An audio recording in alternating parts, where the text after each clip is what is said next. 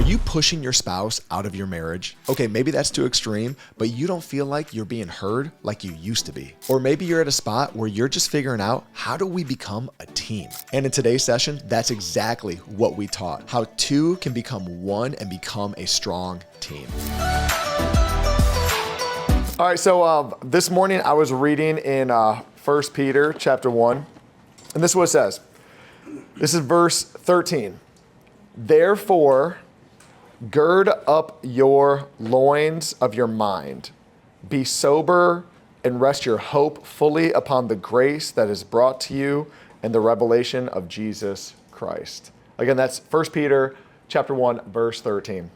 And the part that really stood out to me was about grace, but as I was diving deeper into this, actually looking up this phrase of gird up the loins of your mind. And I don't know if you guys know this or not, but back in biblical times, the men wore pretty much dresses, right? Like that's what they were, like long, what are they called?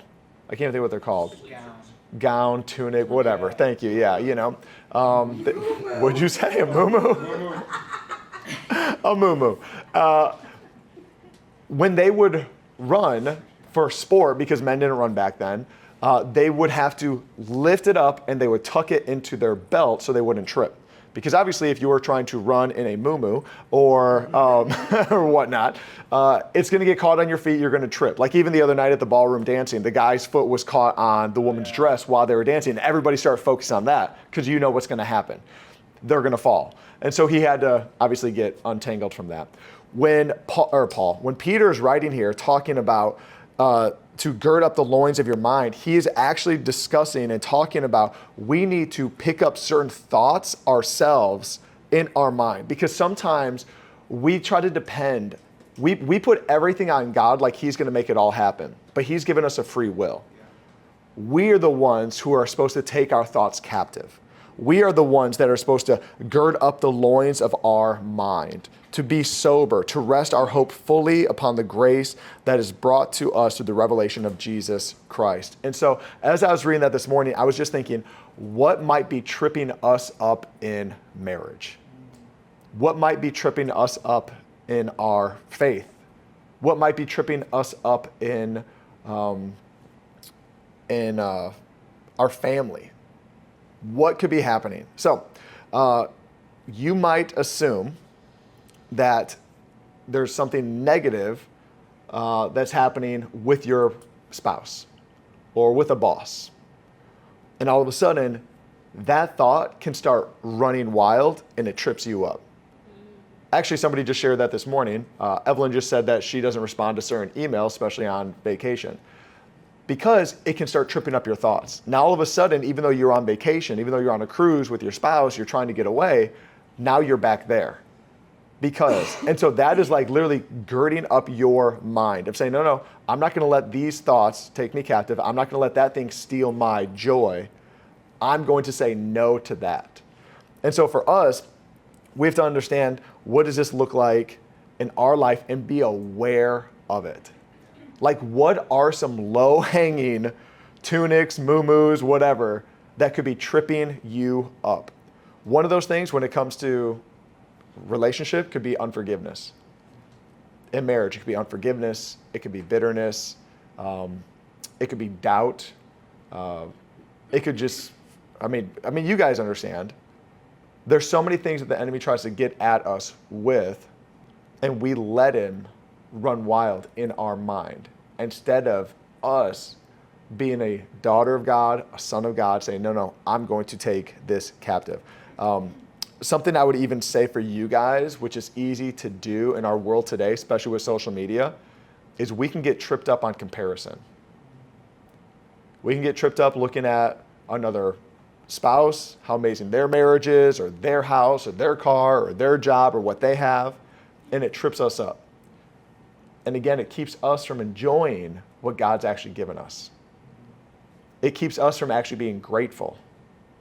Gratitude is one of the strongest things that we can have in marriage and actually utilize it. That's why Krissy and I, one of the first things that we ever, we have tons of resources for the married life, but one of the first things that we ever created was our little love notes that, we've given out multiple times. But I love blank. What do you love about your spouse? showing that gratitude. So you're not, because there's no win in comparison. I'm not comparing her to anybody else. She's not comparing me to anybody else. And I want to be such a good husband that if she does compare me to somebody else, she's like, that guy's a loser compared to Joe. But that comes with me also being secure in my identity of who I am, making sure I'm pouring in to her. Another area, I just mentioned this, we could have doubts about God. We could get tripped up with what is God doing in my life financially, right? I tithe. I'm not seeing a breakthrough in finances. Or, I serve at the church. Why am I going through health issues? Or I've had my kids in church their whole life. Like, why aren't they following the Lord? There are certain things that we're going to wrestle with, and we could end up doubting God on. And those are areas that the enemy will try to creep in and steal our joy that we have to protect. We could even misplace marital expectations on God, thinking he's going to fix my spouse. And one of the greatest prayers you can pray is not, God fix my spouse, but God fix me. God, show me the area that I need to be a better husband, a better wife, a better son of God, a better daughter of God.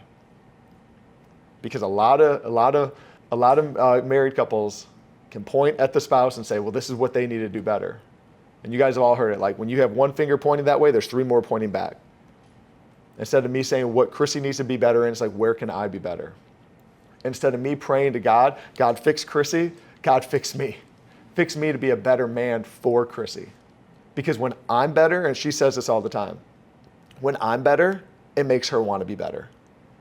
Because what happens is in marriage, there's always going to be this husband, wife.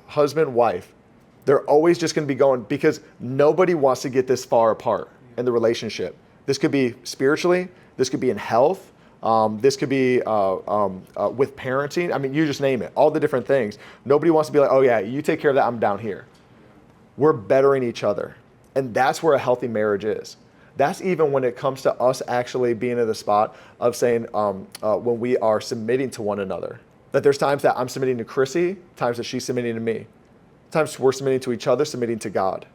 But a lot of this, again, takes place in our own mind of saying, okay, I'm going to gird up my thoughts, and I'm not going to be proud, but I'm going to be submissive to my wife. I'm going to admit when I'm wrong. Because like I shared the other day, when I'm more humble with Krissy, that's more of a turn on for her than me walking around with my shirt off flexing. She's like, listen, that's for Eric and Alec at the gym. She's like, I could care less. What we have to also fight is that when it comes to our role in marriage and with the Lord, is that we might fear that submitting to God's design in marriage would mean losing control and not getting your own needs met. If that's the relationship, that's unhealthy. If you think that if I submit to them, I won't get my needs met, that's an unhealthy marriage. Understanding that by submitting to them, I know they're going to meet my needs. Krissy says this all the time. She says, I submit to Joe because I trust God more than Joe.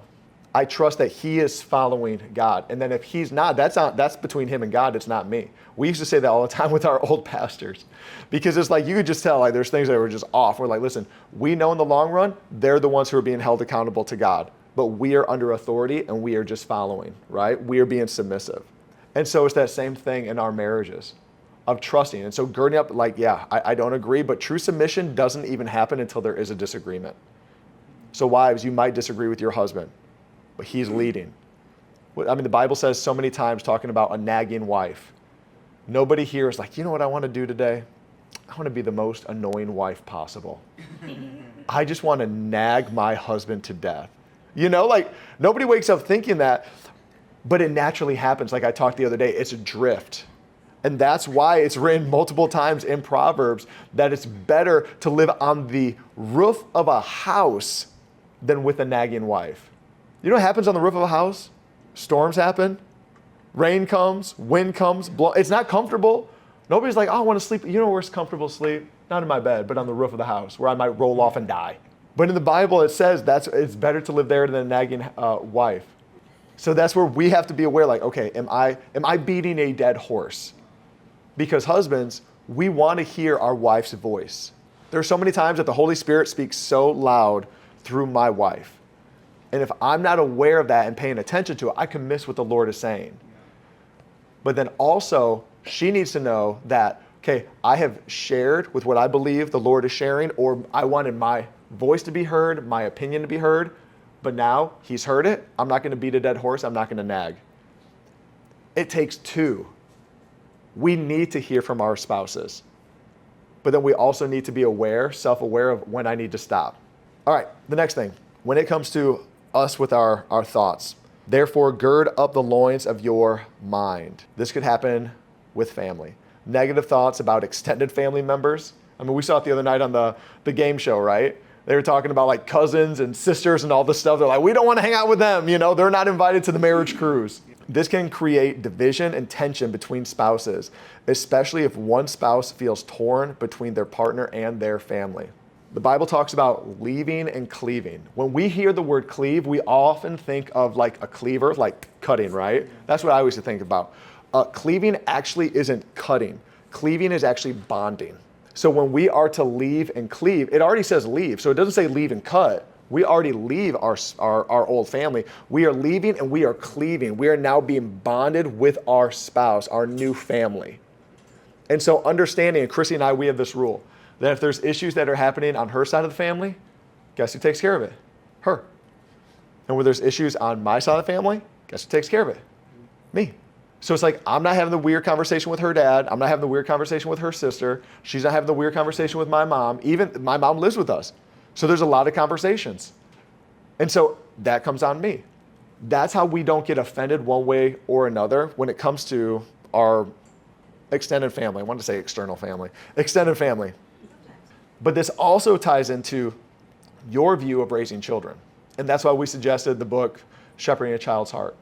Because it's getting on the same page. It's, again, girding up the loins of your mind. Me not thinking I know what's best. It's what does the Word of God say? What can Krissy and I, how can we get on the same page to serve our children to the best, and I will not have conflict with my spouse? Because, again, in marriage, it's not about me winning.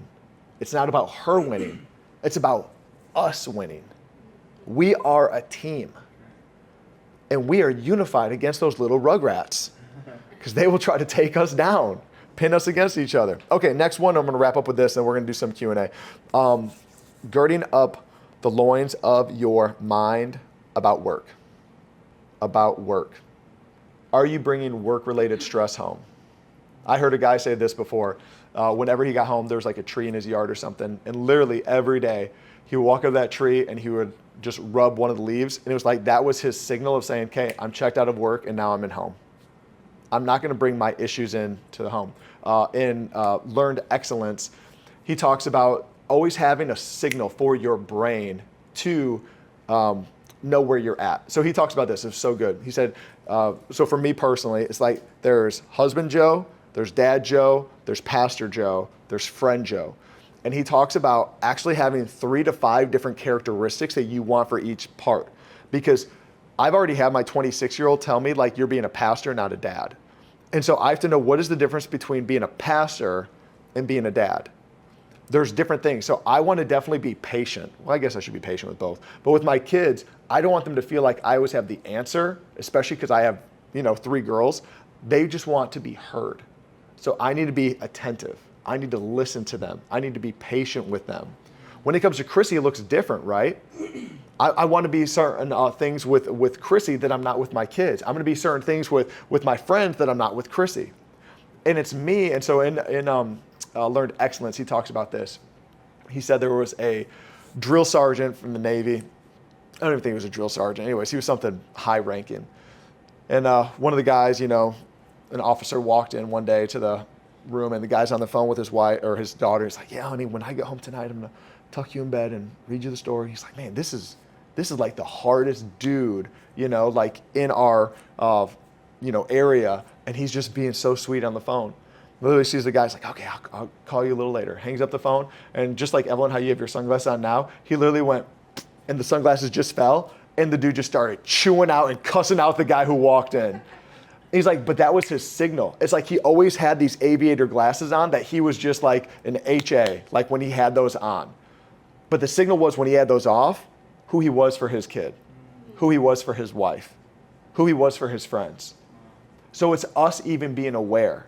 What thoughts are going through my mind that are affecting my family that I'm bringing in work issues, that I'm sounding stressed out? Krissy and I, we really try to do this, that we don't talk about bad church stuff around the dinner table. We only talk about the good church stuff.